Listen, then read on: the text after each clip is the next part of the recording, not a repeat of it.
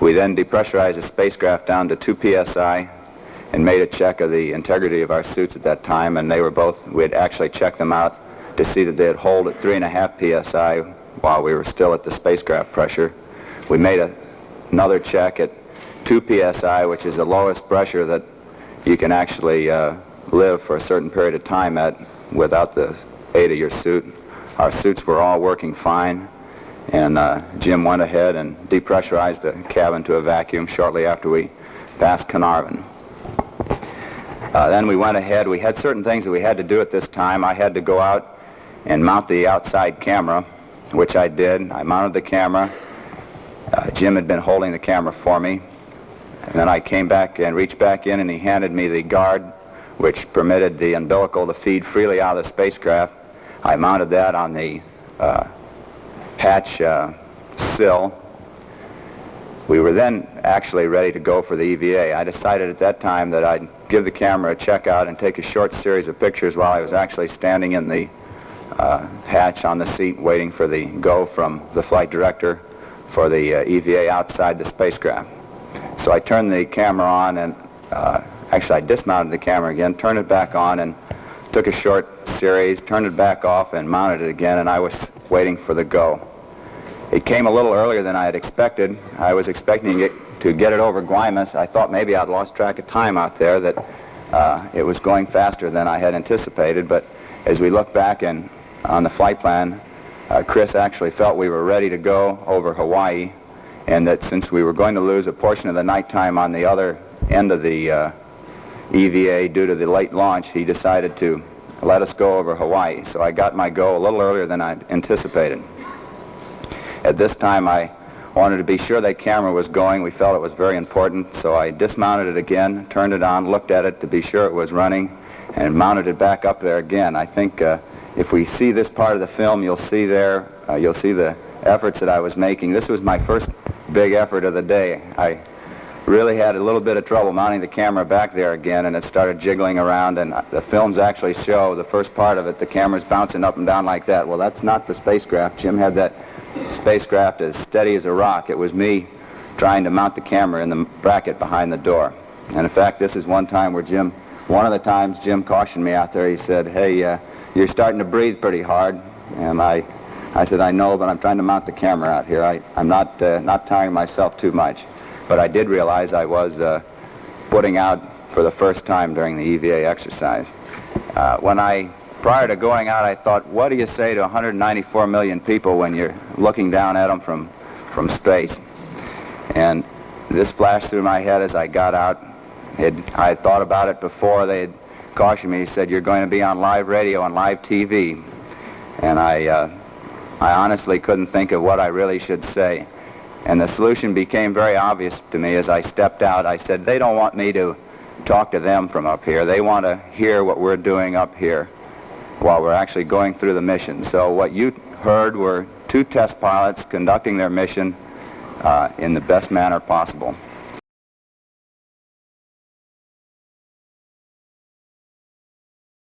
Yeah, let's look at the film now.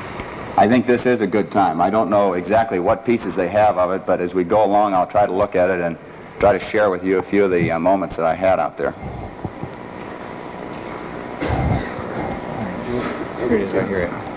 Oh, they've got one right here in front. This is actually, it looks like the egress. This is actually when I'm coming out. What I had tried to do was actually fly with the gun or maneuver with the gun right out of the spacecraft. And when I departed the spacecraft this time, there was no push-off whatsoever from the spacecraft. The gun actually provided the impulse for me to leave the spacecraft. The first time I tried to come out, there I go. Right now I'm leaving, and it's under the influence of the gun. I'm trying to maneuver over to my left so I would be in front of Jim's window. I maneuvered approximately down the center line of the spacecraft, perhaps favoring just a little on the right. But the gun is actually providing the impulse for my maneuvers. I've started now a yaw around to the left with the gun. At this time, I knew we had something with the gun because it was actually providing me an opportunity to control myself where I wanted to go out there. The control was actually what we were trying to demonstrate on our EVA operation. We knew a little bit about the tether dynamics, but we wanted to actually find out how well could a man outside a spacecraft with a maneuvering unit control himself. And in later parts, we wanted to find out just how well could the man control himself with a tether also. It looks like right now I've started to float up, and this is the influence of the tether. It always tried to drift me up above the spacecraft, away from the area that I wanted to be in. Oh, I see right now we're not getting the full framing on the screen, so it's difficult to... I think at this time I was translating back toward the spacecraft. I came back toward the spacecraft, up over the hatch, turned around above the spacecraft, out of the view of the cameras, and at this time I told Jim I was coming back again out in front of the spacecraft to see if we couldn't be sure that we could record it on the cameras.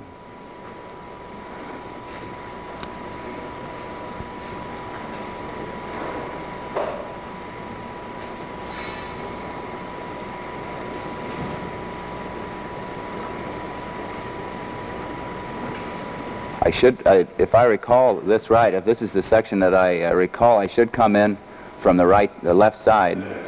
There it is, I see it. I'm coming in now, and I went out in front of the spacecraft at this time and actually made a yaw either direction. I found that the control with the gun to the right and to the left was what I felt quite adequate, and the pitch was quite adequate. I only had 6 feet per second in the gun, which is a very limited amount of air, so I tried to use it very sparingly. I just used it enough to satisfy myself and to make maneuvers so that I felt in my own mind that I could control myself in both pitch, yaw, and translation. This is the type of control that you need to move from point A to point B in space. If you can control your pitch and your yaw and translate fore and aft, you can actually go from point A to B. Roll really isn't very important. The roll didn't bother me. I wasn't trying to control myself in roll because it's like our re-entry. We don't really care about the roll as long as the pointing direction is accurate.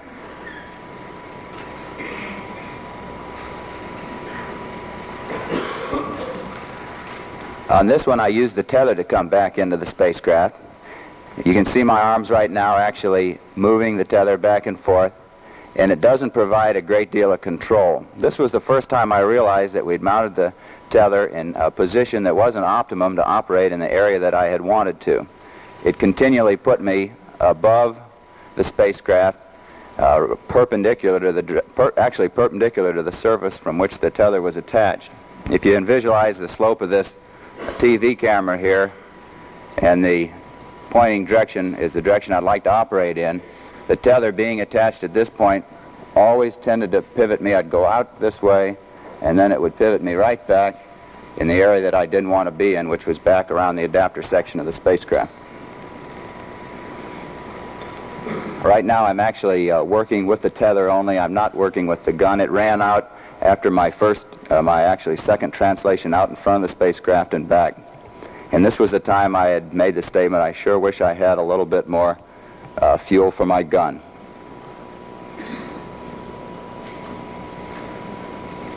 Why don't you talk about the stuff on the adapter that you saw?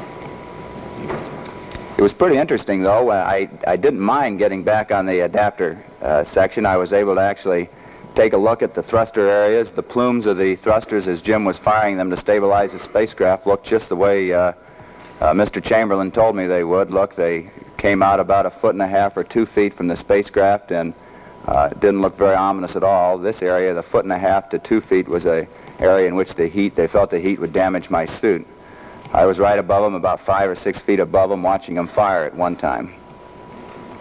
This was a time when I got right out by the nose and looked down at the nose. We'd thought that I might get out there and actually see if I could hold on to the nose and Jim translate the spacecraft. But I got out there, took one look at the stub antenna, which was our connection with radio back to the Earth, and I felt this wasn't any place to play around with. And so I didn't do any work around the nose of the spacecraft. I pushed off and went on out further.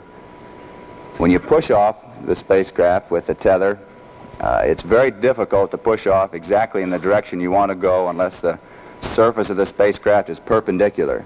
So you see, when I pushed off, it put a nice big rolling motion to me, and I'm using the tether now to pull myself back in to the spacecraft. The tether was quite useful. I was able to go right back where I started every time, but I wasn't able to maneuver to a specific point with it. I imagine walking on top of the spacecraft. Right, I will. Another use of the tether that Jim mentioned to me was I actually used it to pull myself down on the spacecraft, and at one time I called down and said I'm actually walking across the top of the spacecraft, and this is exactly what I was doing. I took the tether, pulled myself down on the spacecraft to give myself a little friction on the top of the spacecraft, and walked about 3 or 4 steps until the angle of the tether to the spacecraft got so much that my feet went out from under me. But I was able to actually walk right up the spacecraft. Now let me describe a little bit.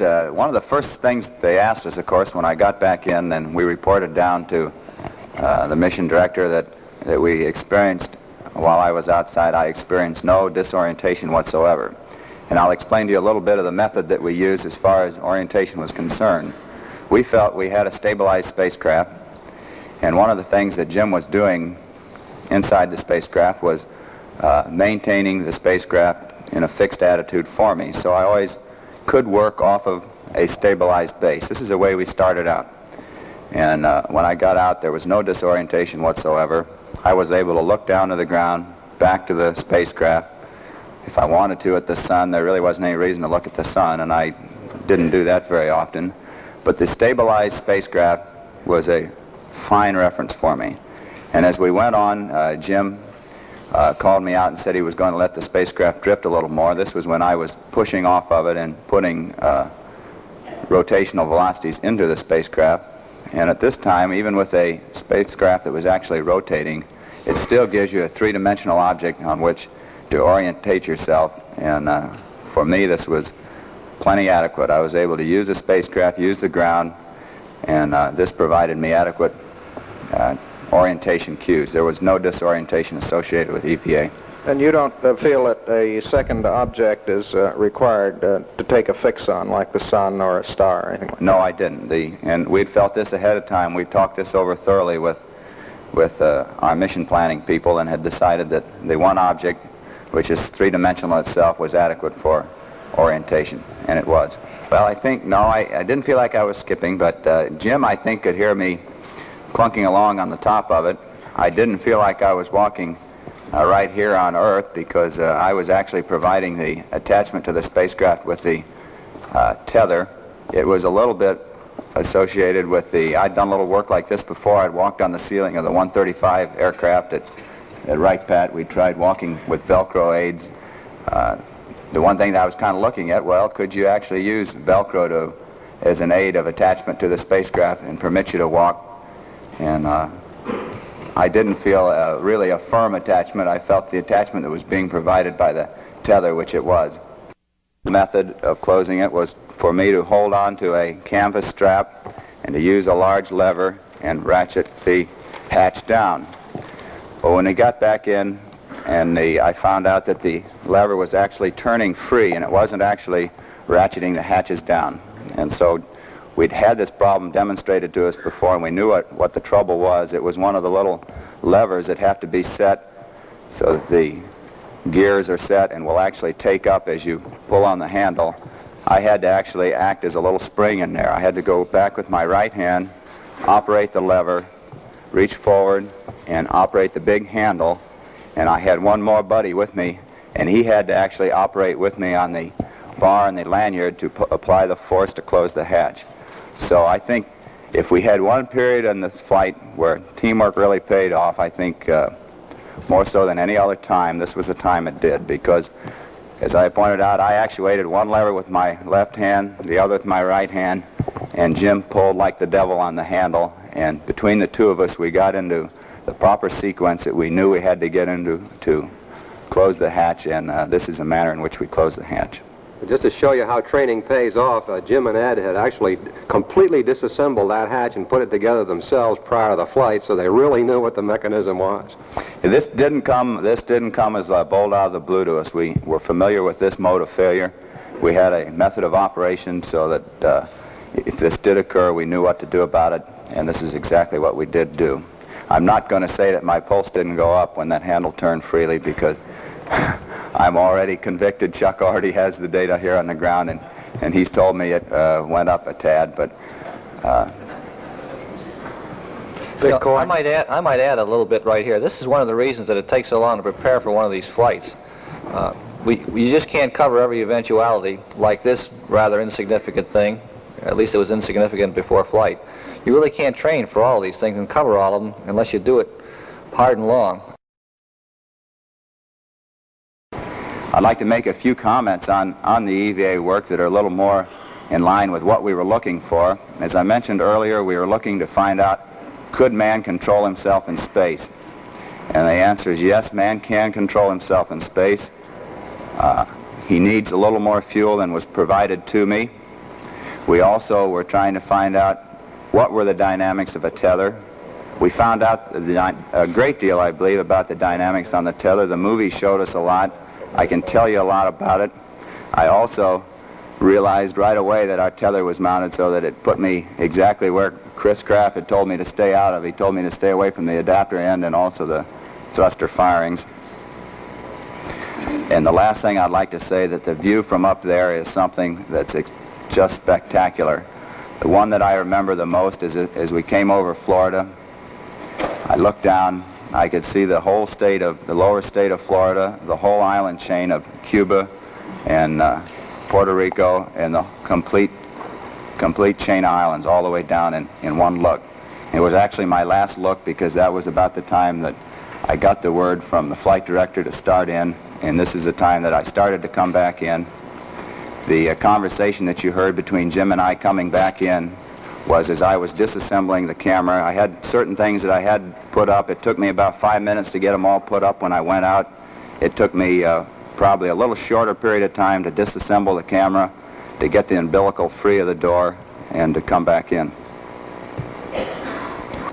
The food that we had along on the flight, I know we have reputations of being big eaters, but the thing that was very apparent to me that after about 4 or 5 hours, if I didn't take a meal, I felt a little bit like I was slowing down a little bit, and it was, to me, it was more pronounced than when I get hungry here. I tend to get hungry quite often here, but up there when I got hungry, my energy level went down considerably. And each time I'd take a meal, it was like a shot in the arm. My energy level boomed right up, back up to the level that it had been prior to the time that I'd kind of run out of gas from lack of food, and it was right back up again. And the point that I'm making is that we can go the long duration flights, but I think we have to be sure that we provide adequate food. I think Jim went through the same cycle each time that he didn't eat, and as soon as he ate, we were right back up on a good working level. The food was very, very important. Howard Simon?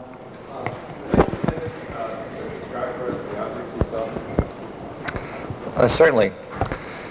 I saw three things that looked to me they were satellites of the Earth. I saw two over the Pacific, I guess. One, I don't have the times right with me, but one over near Hawaii. The spacecraft was in free drifting flight at the time. I had been looking inside the spacecraft and I glanced out. As I did, I saw a white object. It looked like it was cylindrical, and it looked to me like there was a white arm sticking out of it, but it really could have been a reflection on another piece of it. I can't tell you the range. It looked to me like it was within 10 or 15 miles, certainly. The sunlight was shining on it so that it stood out quite well. I had the movie camera mounted on the windshield, so I turned it on. I quickly grabbed the Hasselblad camera that we had with us, and I snapped a picture with it. And I reached over and grabbed the Contarex camera. I didn't know what the settings were on any of these cameras, but I felt that we ought to get a picture of this. Well, unfortunately, the spacecraft being in drifting flight drifted up so that the sun came across the window right at that time. And when the sun shines full on the window, you just absolutely can't see out. So I lost sight of it. And then I had it in sight for about 30 seconds possibly. We saw another one at night. It looked like just a pinpoint of light in the sky, the same way that satellites look from the ground when they're very high. And I saw another one over the western Pacific, again, just shortly before I got into the sunlight on the windshield. This one was much farther away. I tried to take a picture of it also. The only one that I could even define the shape of at all was the first one, and it looked a lot like an upper stage of a booster. If I had to classify it as a known object, I'd classify it as that. But I really didn't see enough of it to really say for sure what it was. Jules Bergman? Chairman Ed, there's been much discussion of just how much detail man in space can make out about objects on Earth. What were the smallest sized objects you were able to pick out, both from outside the spacecraft, Ed, during EVA, and from inside, Jim, during the course of the flight? Go ahead, Ed. Why don't you answer that first? Well, I was quite surprised to see how much you really can see with just your unaided eye up there. I could look down into cities, both in the day and the night. I could see what I felt in much greater detail than I could just flying from an aircraft at 40,000 feet. I also felt I wasn't looking down and picking out the individual buildings or this type of thing. When you'd see a city, you'd see the outline and the details, and you could see the roads and the seas, you could see the ships, you could see the wakes very clearly, and if you used your imagination, I suppose you could almost see the ship, but I can't honestly say that I saw the ships. I could see the wakes very clearly. At night, I was quite impressed with the clarity that you could see the lights outlining a city when the atmosphere is clear. I went over a city in Australia. I believe it was Sydney at one night. It was very, very clear, and I looked down and it looked like almost a fine strings of lights where the street lights and the roads were lighted. It was like a fine spider web of lights, much clearer in detail than I could see in the normal night. It's a little more blurry at night from the air. Also, from outside the spacecraft, I didn't specifically try to observe items. The area that I think I looked at closest was a Texas coastline. As I came over, Jim called out and said, "I think we're over Texas." And then he says, "As a matter of fact, I believe we're over Houston." And at that time, I was in a position that I could look down, and I saw the Gulf, and I went on into Clear Lake, Taylor Lake. I could see the outline of the small lakes down there very clearly. And I didn't take time to look for the Manned Spacecraft Center. I think if I had looked for the center and taken the time to focused down there, I believe that I could have seen objects of this size very clearly. The thing that impressed me was the clarity with which you can see objects down there. We looked down at roads, you could see airfields, you could see the runway outlines very clearly. I was very impressed with it. I think one thing that's very important, Jules, is the contrast between the thing you're looking at and the surrounding terrain. And long features tend to stand out better than do square ones. If you saw an object of a given width, if it were very long, you'd be able to see it. If it were the same length as it was wide, I don't think you'd be able to see it nearly as well. Another thing on this vision, quite often, as we would go into the sunset or come out in a sunrise, we'd have one window with the light shining on it, and the other window facing the dark side. And you couldn't see a thing out the light side window, but out the dark side, you could see all the stars. It's just like you were living in two different worlds, like someone had drawn a line right through the middle of the spacecraft. One side was in pitch darkness, you could see all the stars. The other side, you could see the horizon turning light blue, but no stars whatsoever. It was very interesting. Herb Capello. Was there any time on the flight or after you were down where either one of you didn't feel good or noticed some physical irregularity? I felt fine all the time. I was sleepy, or tired, I guess is the... What period of time are you referring to? There was some mention about your eyes. Oh, I'm sorry. Yes, as a matter of fact, my eyes did bother me during the early portions of the flight. I guess we had some sort of an irritant in the atmosphere in the cabin, and they did bother me. Around 24 hours, they were bothering a fair amount, but it continued to clear up so that by the time I landed, I really didn't have any trouble with them at all. And on the whole flight, you both felt good? Yes, sir. I was sleepy and hungry at times, but aside from that, I felt fine. And what about when you got down in the water and you first stood up? I didn't have any trouble. I disconnected myself from the spacecraft after I'd opened the hatch, which weighs a considerable amount, and disconnected myself from all my leads. I had my neck dam on and my gloves on so that my suit was watertight. I inflated my Mae West and I jumped over the back end into the life raft. So I wasn't having any trouble at all. Same with you, Major White? Yeah, the only time during the flight that I felt any discomfort was when I was hungry, and I took care of that readily. 15 times during the flight. We ate 15 meals. When we got down in the water, the best jump I made was out of the spacecraft and into the life raft. I didn't feel any discomfort. I had a wave of nausea of about 15 seconds, and while I was in the spacecraft, about 10 minutes after I landed, in fact, I was quite surprised at how good I felt after that was gone. I was quite surprised myself. You know, we'd been briefed pretty thoroughly on what we should do and what we could expect, and there wasn't anything we had to do, and we didn't expect anything. Do you attribute that to the bouncing of the spacecraft in the water? Yes, I do. Charles Shutt. Major White, in relation to your walk in space, would it have been helpful to you to have a longer tether? And from your experience, do you think that man will have any trouble working for longer periods of time? I think that's a good question.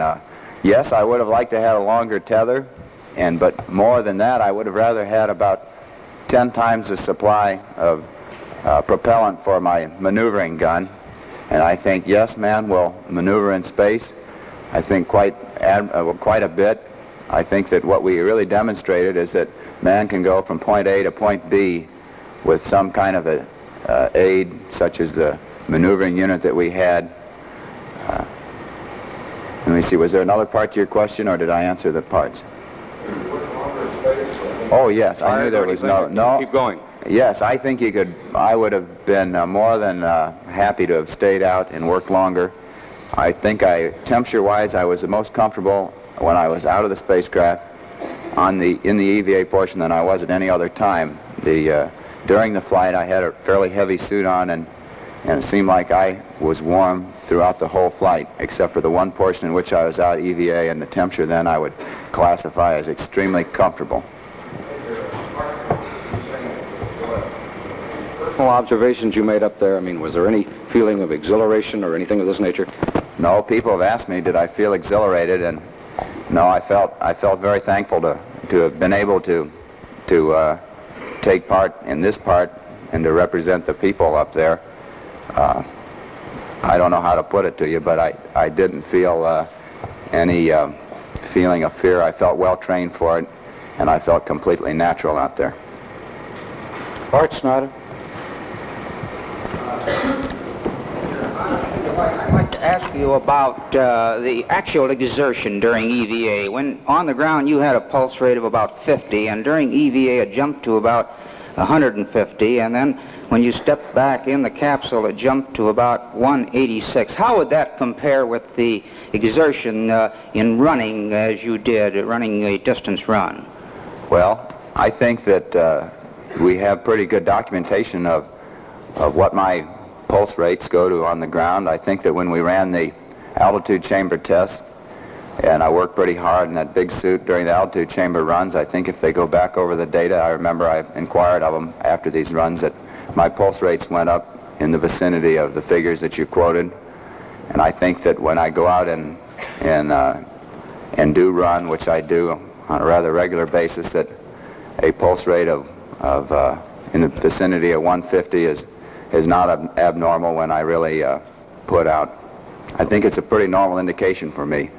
Were you breathing hard, you believe? 2 times did I breathe hard, and one was when I was mounting the camera just before I went back out to be sure that it was running. And the other time is when I was closing the hatch with the assistance of Jim. All right.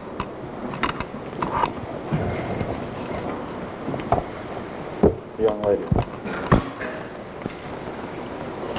Right, in regard to that big suit that you were just making a comment about, I'd like to ask you, how comfortable was the EVA suit for you? Did you remove parts of it, such as the sleeve and so forth? And finally, what changes would you recommend be made to this suit? Well, I figured somebody was going to ask me that question. The suit, I thought, was well designed to perform the mission for which it was designed for. I'd spent hours and hours in it to become accustomed to it. In fact, in my flight suit, they were worried I'd worn it out. I spent over 50 hours in my number 1 flight suit, and in fact I wore my what originally was my number 2 flight suit. Is the one I wore on my flight. So as far as the suit was concerned, I felt comfortable in it throughout the mission. I had no, as just Jim mentioned also, I had no pressure points when I came down. The suit during the mission, I think, provided me with the maneuverability and capability to get around the spacecraft that I needed. The sleeves were something that Jim and I had worked out together and had decided that if we went in the heavy suits, we would have the sleeves removable. And after the EVA work was over, Jim actually removed the sleeves. He unvelcroed the Velcro down the back and pulled them off through my harness and kept them underneath his legs for the rest of the flight. As far as do we need this kind of suit on later flights, that's a pretty tough one to answer. I think that the work that we're doing now to find out what kind of a hazard do we have from micrometeoroids and temperature problems do we have up there will better solve this problem than for me to tell you right now. I think the equipment that I had, though, I felt extremely confident in. I felt very confident in the suit. I was happy to have the visor, which was quite a well-protected visor. I had a coating of gold across the front of my visor to keep the heat in, keep my visor from clouding. I had a coating in my visor so that I could look directly at the sun. And during one portion of the flight, I actually looked right straight at the sun. It was during the time that I was mounting the camera. I had no alternative. The sun was right up behind the adapter, and I had to look right smack into the sun throughout this period in which I was operating. And this is when I called into Jim. I said, I'm sure glad I have this visor on because I'm working and looking right into the sun.